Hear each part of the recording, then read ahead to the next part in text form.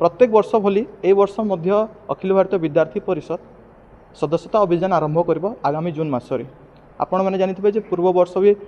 सदस्यता अभियान होता जो अभियान रे साधारण कार्यकर्ता मानू छात्र नेता मानू छात्र छात्री मानू विद्यार्थी परिषद सहित जोड़ापी गोटे मध्यम करें एवं राष्ट्र निर्माण रे तांकर भूमिका ग्रहण करने विद्यार्थी परिषद आह्वान करें। पूर्वर आमर गत एप्रिल 25-26 रे कोरापुट जिले में एबीवीपी ओडिशा पश्चिम प्रांतर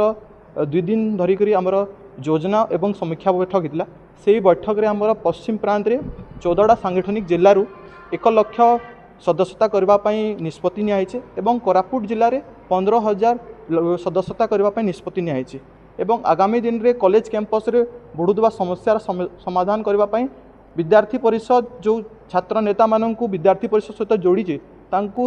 समाधान करने प्रशिक्षण दिज्व एवं आगामी 4 दिन धरिक जो होगा प्रांत अभ्यास वर्ग संबलपुर ठारे 4 ରୁ 7 मध्य प्रांत अभ्यास वर्ग होगा जाऊँगी से अभ्यास वर्ग रे छात्र छात्र नेता मानू प्रशिक्षण दिज्व एवं आगामी छात्र संसद निर्वाचन पर प्रस्तुत करा एवं आगामी जो आमर कॉलेज कैंपस रे बढ़ुवा समस्यार समाधान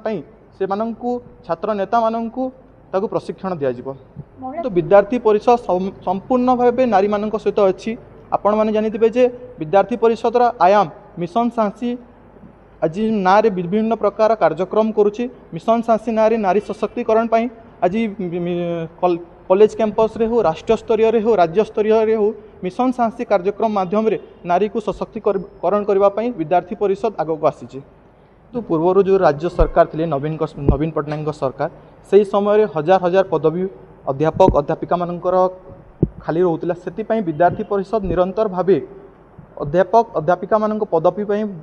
आवाज उठाई आंदोलन कराइला आगामी दिन रे आंदोलन करिबो। ए वर्ष जदि छात्र संसद निर्वाचन होउची ताले विद्यार्थी परिषद सबू कॉलेज कैंपस रे प्रार्थी देव एवं जो समस्या रही पदवी आमर अध्यापक